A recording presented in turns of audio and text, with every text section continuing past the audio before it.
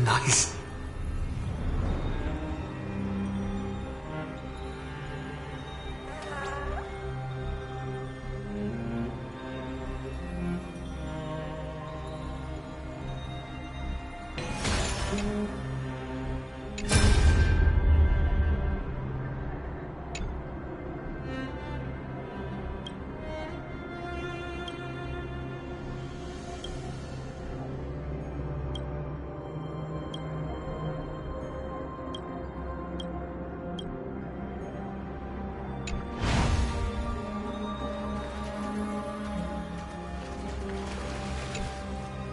The chronocognitive anchor?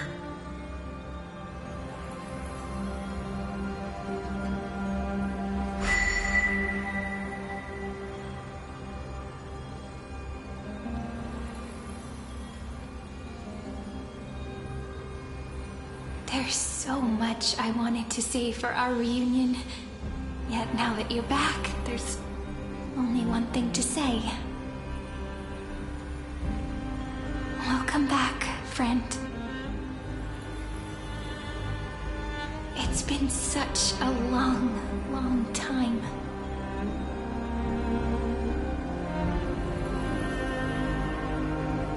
You must be really confused right now, aren't you? So much has happened in Emphorius while you were gone. But don't worry. The Deliverer can't afford to be lost, no? Now, please follow me and turn the pages of time and hear the words everyone left for you. I'll tell you the story of this 1000-year journey. That way, it won't just be my memories alone. Cyrene can't hear me?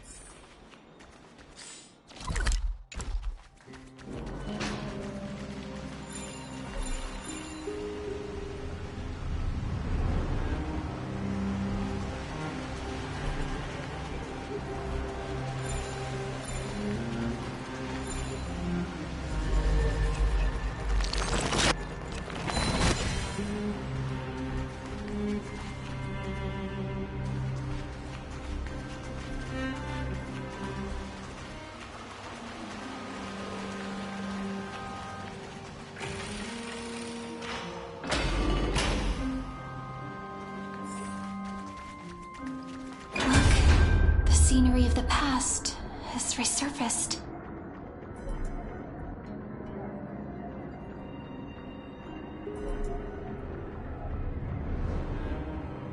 Time flies. 200 years have passed since the Deliverer's fall. We had to return 3 core flames of law, romance, and ocean to stop Lygus, but even so, Terravox has fallen. The 2 geniuses vanished without a trace, and Zeridra embraced her fate. At this rate, Era Nova will come, and Emphorius will fall into the destruction.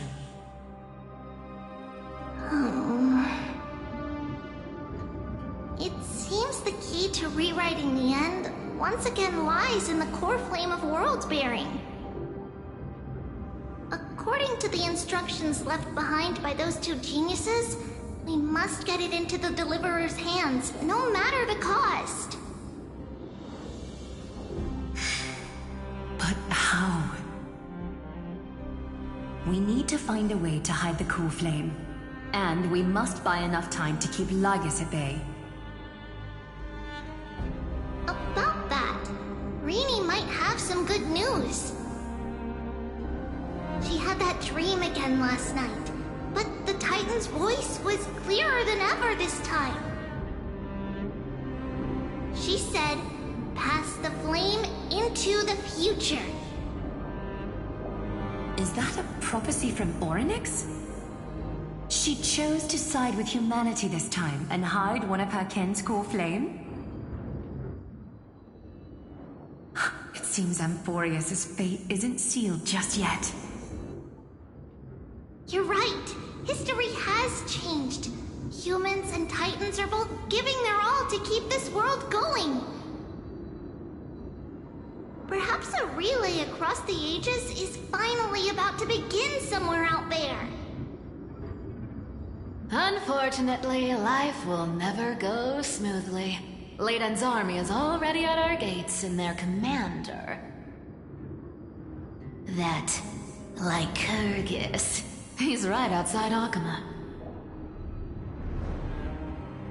White Calendar 3960. Saridra, under the pretense of a campaign against Vagusa, sacrificed 500 Chrysos heirs to complete the trial of law. This tragedy shook everyone in Amphorius. That same year, Saridra the Imperator was assassinated, after which Aglaya the Goldweaver took command. Thus began humanity's second flame chase journey, a path hanging by a thread. Come, this way.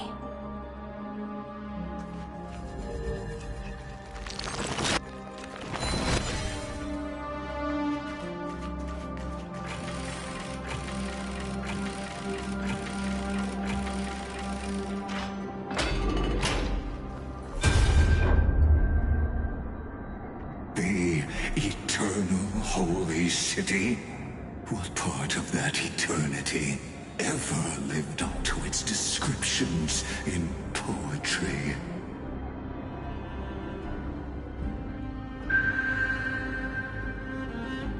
The Marmorial Palace lies in ruins. Countless mortals have perished because of your stubborn resistance. It's time you learned the cost of refusal. Now, answer my question again. Where is Kefali's core flame?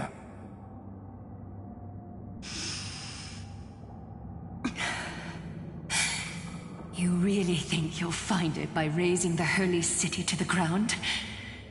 From what I see, all you'll get is dust and disappointment. Don't forget, you can't kill the Chrysos as mentioned in the prophecy because of law. I have never denied that. Which is why I now place my hope in the faithful citizens of Akama. Perhaps they'll give me what I seek in the echo of your screams. Now then, I'll be cutting open your chests and using your scalding golden blood to baptize the masses. Allow me to apologize in advance. We shall start with you.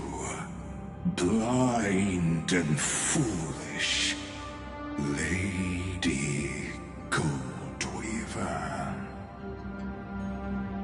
Leave this to me, Lady Aglaya.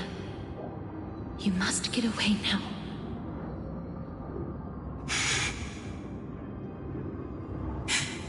No, Holy Maiden. I'm the one who must stay. What? His conspiracy won't succeed. Because romance is ready to make good on their promise to weave an indestructible armor for Amphorius. Its name is Solidarity. You must escape with your life and carry word of my death to those still fighting, then keep going with them. Just as the Imperator lit the torch of resistance with her death, my passing will make this flame everlasting. Take good care of it. Guide it to the future. and place it into the hands of our deliverer. 50 years later, Lygus led his forces again to Akama. He charged directly into the Holy City and razed the Marmorial Palace. History would name this battle the Third Siege of Akama. 90,000 brave souls gave their lives for Akama that day, including their fearless leader, Aglaya. Go forth, deliverer.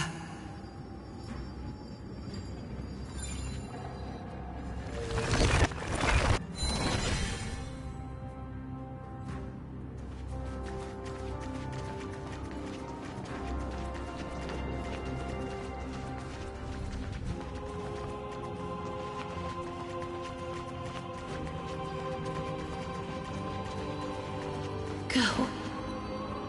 When the frost melts and the snows give way, the flowers will bloom again.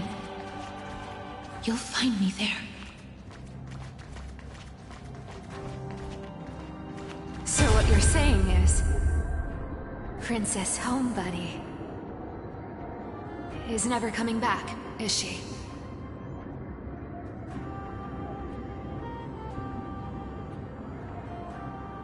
She just left, like that. Since Cass has made up her mind, we can't let her resolve be in vain.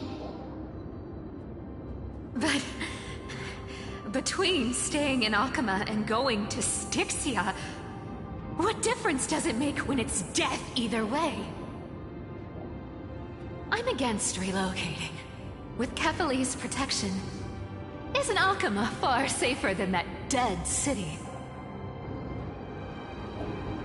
Cass's plan doesn't involve any relocation at all. Huh? Like you said, Akama is humanity's refuge. We never intended to get everyone moving to Styxia. It's just on Cass, Hycealans, and me to prepare the final trump card for the Deliverer. Wait, what kind of trump card needs all three of you demigods to throw yourselves away? We must lay down the path to the future, so when the Deliverer returns, they'll have a clear road to reach the location of Aranova. Styxia sits where death meets the ocean. There, with the combined powers of ocean and passage, we can summon a current that leads to the vortex of Genesis. And the demigod of death will forever guard that secret path until he returns.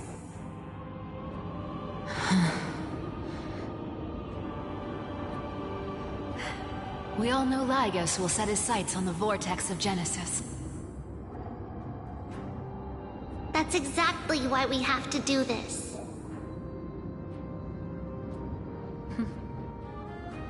Guess I underestimated Idonia's Maiden of War. She's got way more steel than I thought. And Cypher, we need you to head to Castrum Kremnos as soon as possible. By any means necessary, forge an alliance with Strife. The prophesized Crown Prince has already been born. He shall become the new defender of Akama, protecting this land after we leave. You don't need to worry about that. I just came back from Castrum Kremnos. Only a step ahead of the news. Treeby, something's flying towards Akama, and it's really fast.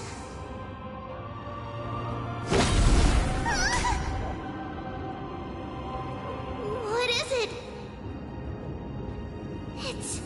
It's a spear! It's the Kremnoans. Their king's already here. With the protection of the demigods Trebios and Cyphera, Akama endured wave after wave of warfare, though just barely. Castorus chose Styxia as the last resort, and completed the trial of death, causing the stagnant waters in the River of Souls to recede. Soon after, Trebios departed on a long journey. That same year, the Kremnoan king Euripon, along with his son, Prince Midamos, joined the Alliance to safeguard the Holy City in the Battle of Deliverance.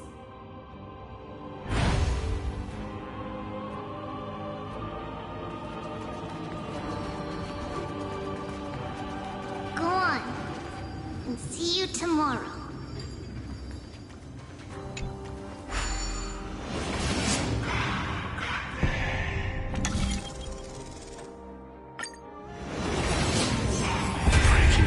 Buys this world even one more second,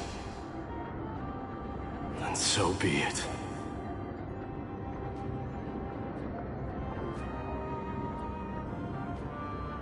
But it's gonna hurt a lot! Pain brings endless torment, but it can never destroy me. I believe that you were thinking the same thing when you stepped through the gate of infinity and jumped off that cliff. Can't argue with that.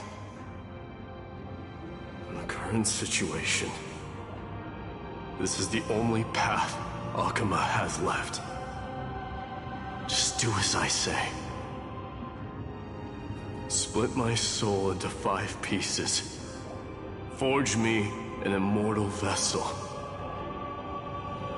Let the blade of strife hang forever overhead. Locked in battle with their enemies to the world's bitter end.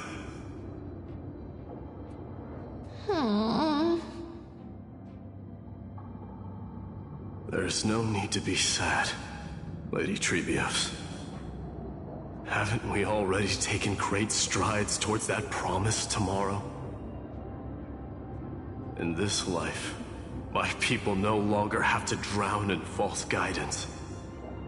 Kremnos has washed the blood off its fate. Emphorius no longer needs a god named Strife. So let me shatter the former laws and turn the Lance of Fury back into a weapon that protects the world. We understand. By the way, can you do me another favor? The 7 sages from Grove of Epiphany are already en route. They'll arrive in waves to join the Resistance in a couple of days. Among them is a scholar named Anaxagoras. He has extraordinary insight and fears no sacrifice. This soul-rending ceremony wasn't just my decision.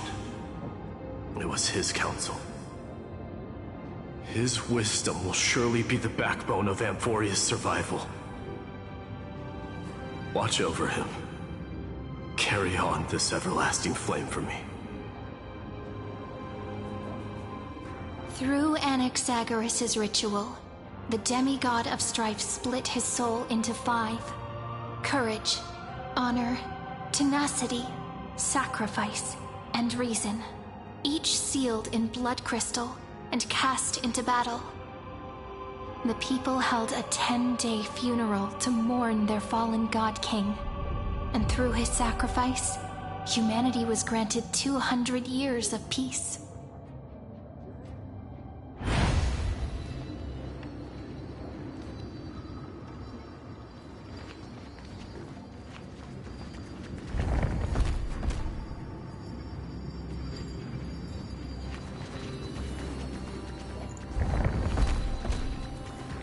Keep moving forward. My blood will pave the road ahead for you.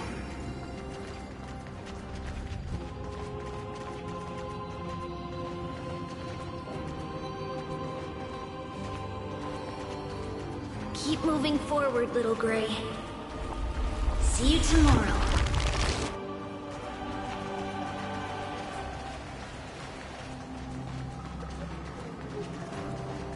That seamstress wasn't wrong when she said a lie needs more lies to keep it together.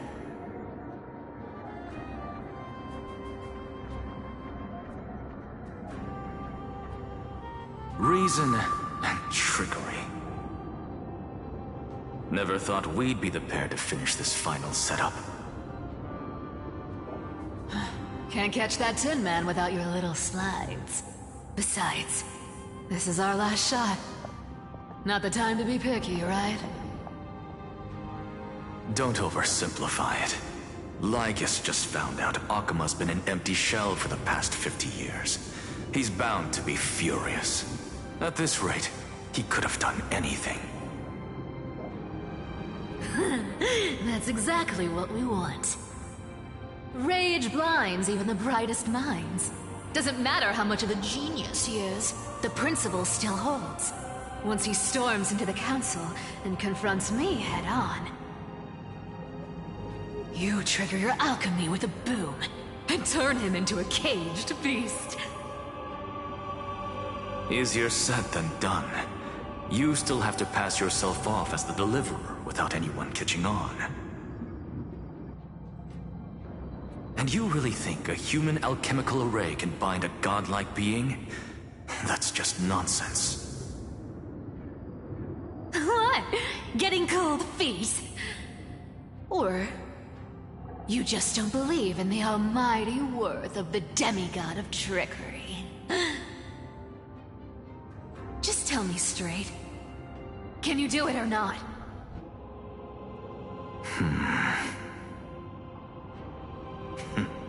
Of course I can. And it'll be child's play. But I've got two conditions. Since this is the final act, if we're doing it, we go all in. No half measures. Oh, I'm listening. First, shift the battlefield to the vortex of Genesis. It would be more convincing if the deliverer were to appear there. Besides, the vortex is cut off from the world. No place in Amphorius makes a better prison. If you pull that, wouldn't our deliverer have to face tank Lygus as soon as they come back? That clash is inevitable.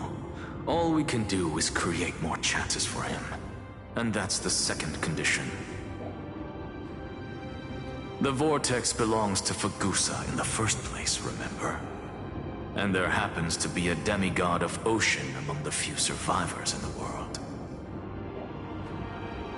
Lupai Sealand's in. Let her join the final act. I'll transmute myself into a Philosopher's Stone and embed myself into the formula. And when the time comes, she needs to shatter me and scatter that stone's ashes into the ocean within the vortex.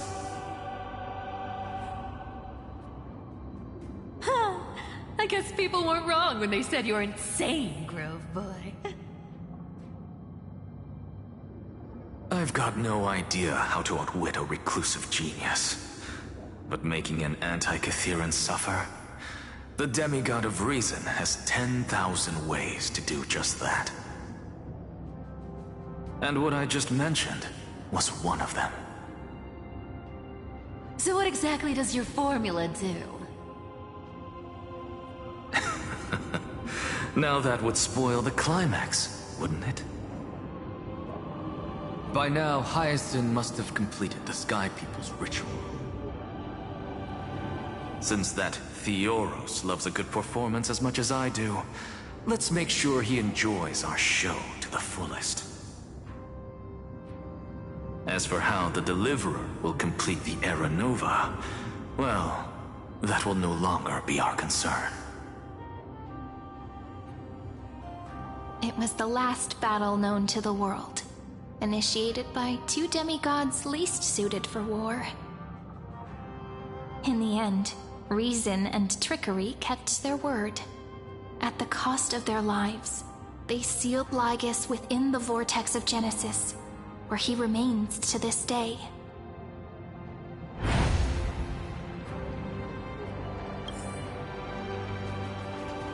Go forth. Finish the greatness left undone.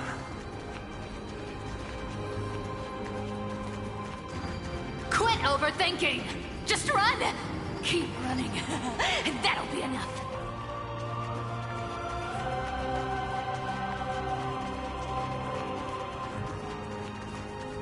Smiley?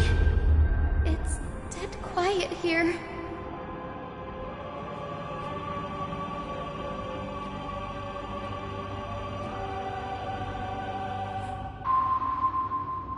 Akama will stand eternal. Miss Cypher's lie has crumbled after all.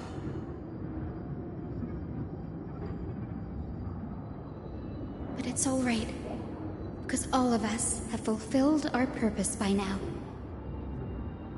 When the Deliverer returns, no matter where he is, sky will turn clear, and a rainbow bridge will rise, carrying him to the final battleground. Sairi, this arduous relay is finally nearing its end. Now, I'm passing the final baton of fate to you, okay?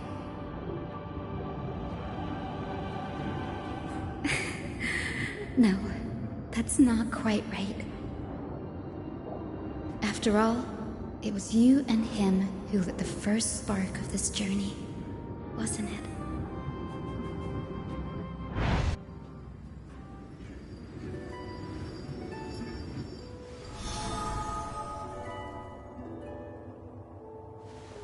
I'll tell you the story of this 1,000-year journey. That way, it won't just be my memories alone.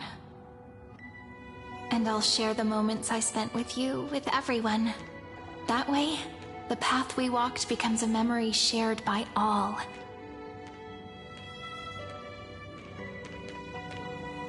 People will know that there's nothing left to chase. Amphorius has already welcomed the dawn foretold in prophecy. Just like I said, this won't be harder than the last time. Right?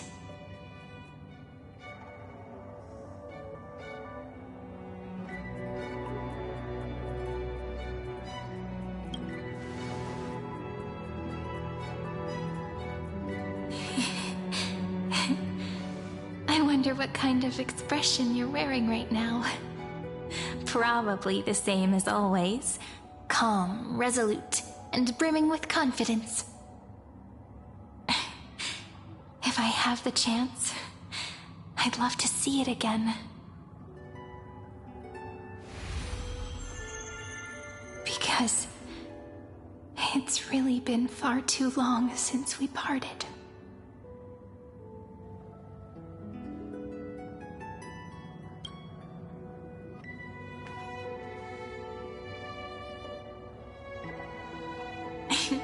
Someone as sharp as you must have realized by now that this isn't reality, but a maze of time.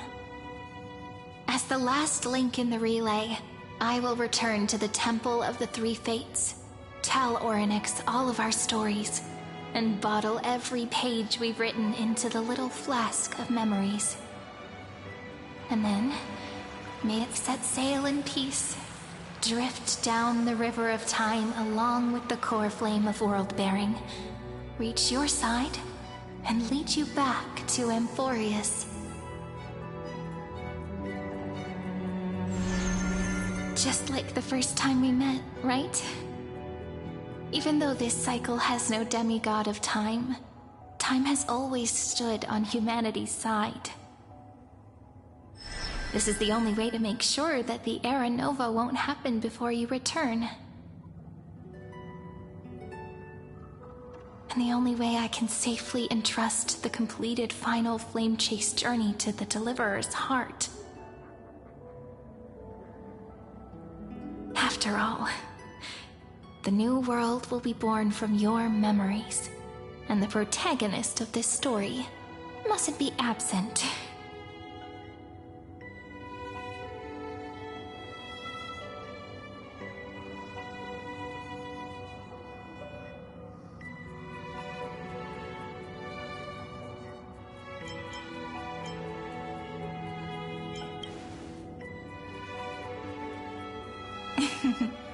I believe you will never let us down, just like always. Do you remember when Finan sent us back to the beginning? when you and I got separated. But in the end, I returned to you, carrying all that we've been through. That's what memory is. It may wear down and fade in the river of time, but it never truly leaves. When that hidden corner of the heart is stirred, the past returns even more beautiful than before. So don't worry. Let the 33,550,337th Flame Chase journey become part of you too. I've gotten a lot better at it with the experience from the last time. Next, you will head to Styxia and find the Vortex's entrance guarded by the demigod of ocean before charging toward the final battlefield.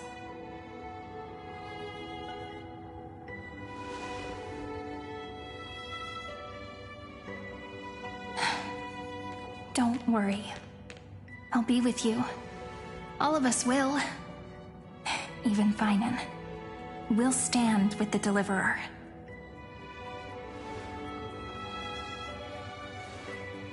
So say a short goodbye, then set off, just like we promised at the start.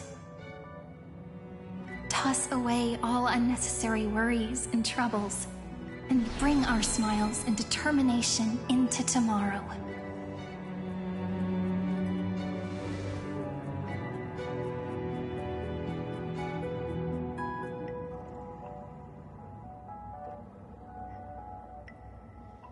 The last baton.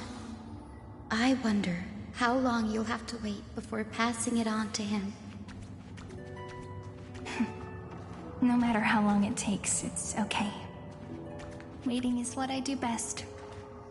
After all, it took 33 million cycles for him to arrive in our world. What's a few moments more?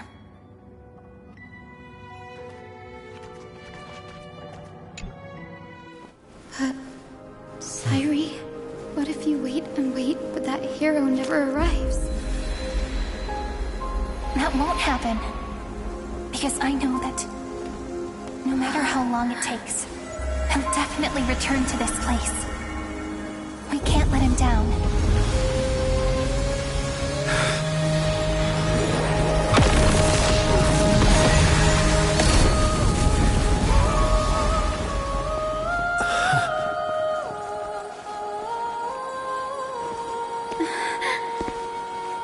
Sky shall rain rays of dawn for you.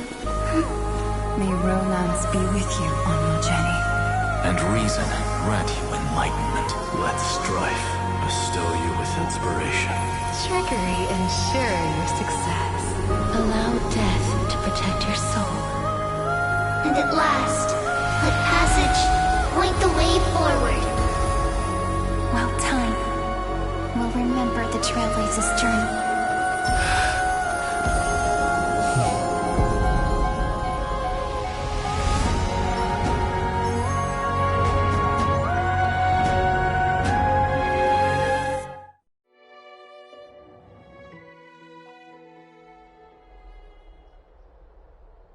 Is this Styxia?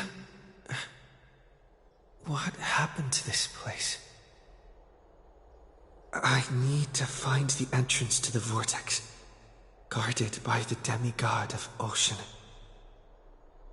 High Sealance. Is she still there? Long time no see, Trailblazer. Generation after generation of Chrysos heir heroes have tried to defy fate with their blood and tears, either voluntarily shattering their souls or waiting in eternal solitude. But alas, fate can never be defeated. Reason and trickery may bind my flesh, but my will shall never fall silent.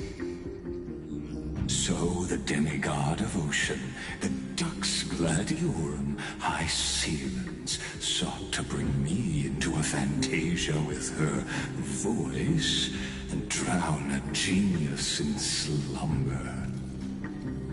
But alas, It was all a hopeless dream. That warden fell before I did, due to erosion of time, while her prisoner remained unchanged.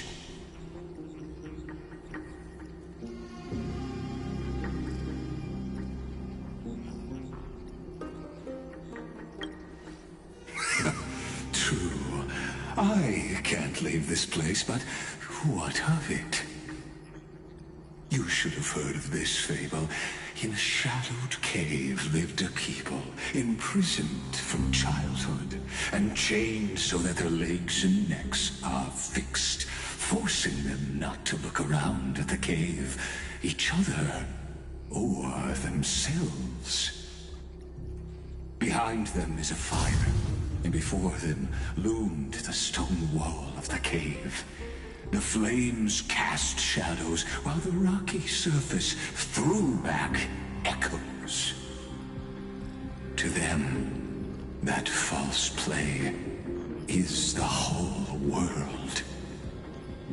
Yes, I'm trapped in the cave, but I know it's all just a fleeting illusion. I don't struggle in dreams. I wait. And now, my deliverer has come to defeat me and save this world that never owed you anything. Oh, you'll need to awaken the singer here and unseal the prison called Vortex of Genesis. You'll be the one to unshackle me and bring the cave crashing down. Of course, I don't mind waiting a little longer. Let me guide you through this next illusion. One last memory from that prison warden. I hope you'll watch the stories of this Fantasia closely. Logically, the Deliverer must see the world for what it truly is. Emotionally, this memory captures the fate of everyone in Emphorius better than anything else. Only by feeling it for yourself can you understand my point of view. The meaning of destruction.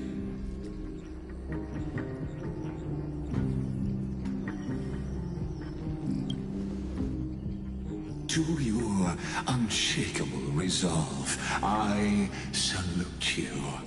But before we step onto the final stage, let me ask you this. In the spirit of that fable I told you just now, can the prisoners in the cave learn to see the shadows and echoes for what they are, and stop mistaking them for reality?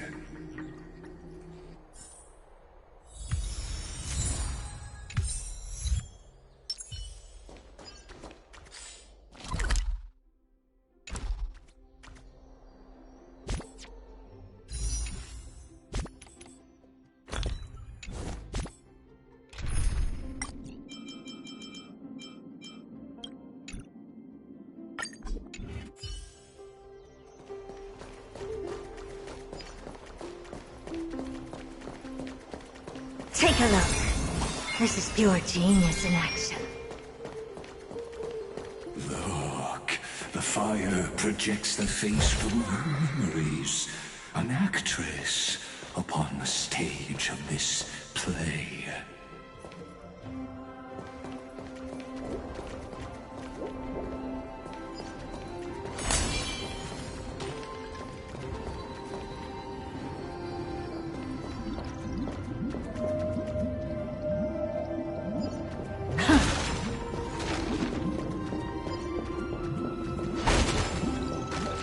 Dark tides flood the sea, and our kingdom teeters on the edge.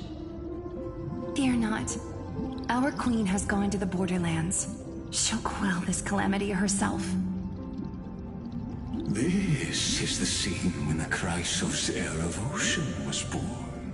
She was once of a Titankin race named Sea Sirens. At that time, Kozlana had suppressed the Black Tide's rise, but he was unable to remove Iron Tomb from its roots.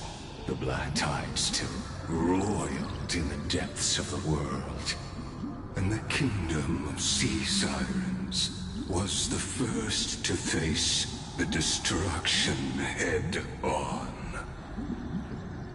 Listen, I heard Electra's voice. She's calling to us. Let's go. Her voice carries the Queen's command.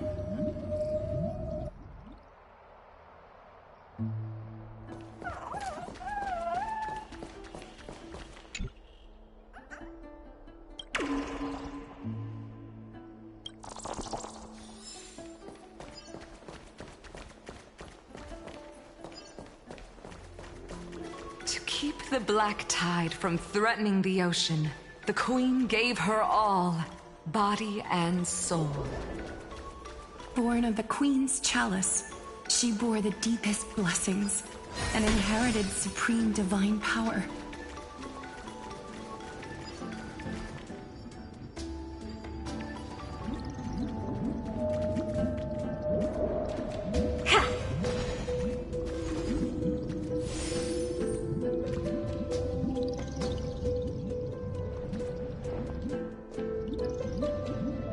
My sisters! You're finally here! Of course, Electra. Your beautiful melody drew us here. Her true name is Electra. This is a reflection of her former self, clinging to the past with aching defiance. The Queen summons us. She must be near exhaustion. The Black Tide will soon enter our borders. Then what do we do? Will our seas fall to darkness and terror as well? Don't worry. We shall lift the chalice in her stead to catch the Black Tide, and stand together to safeguard our realm and its people. Such tiny Titankins, thinking they can stop the tide of truth. How naive. And that naivete is the root of all suffering.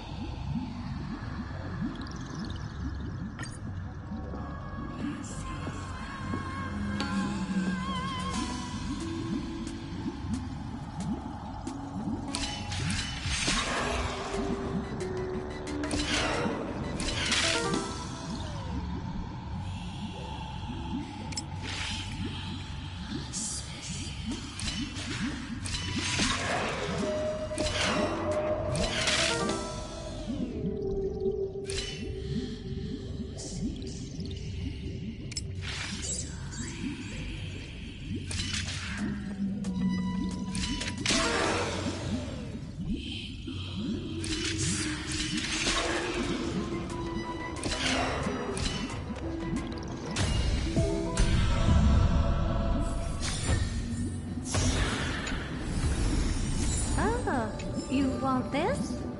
Fine. Take it and amuse yourself.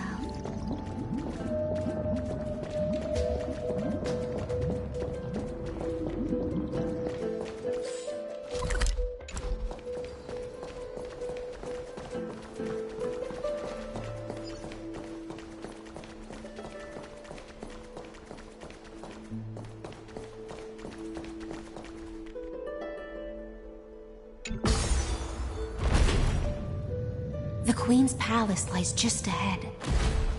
Even her once graceful form is now tainted and drowned in dirty mire.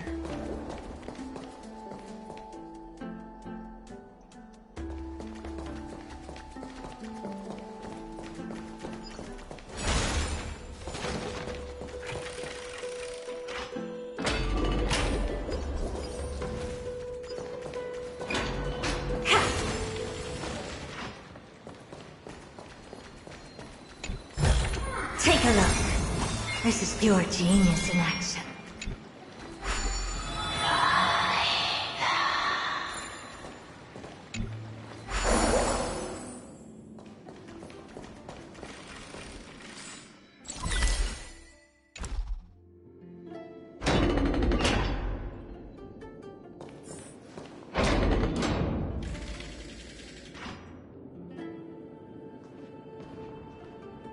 Oh, Fagusa, our noble queen. We've come at your call. My little fishlings, you swim with such joy. It pains me to speak of the kingdom's sorrow. I once believed I could drink the black tide dry, but even the deepest chalice must one day overflow, and I can hold no more of this filth. Mother, worry not. We're all children of the sea. Let us bear your fate together. We'll take up your mantle and drive back the black currents. We'll mend your sacred chalice and take in the cursed filth. My little fishlings, when the spear of strife falls, you may retreat in peace. I promise you, on the surface, the city-states will hold a feast without end in your honor. This is the last gift I can give you.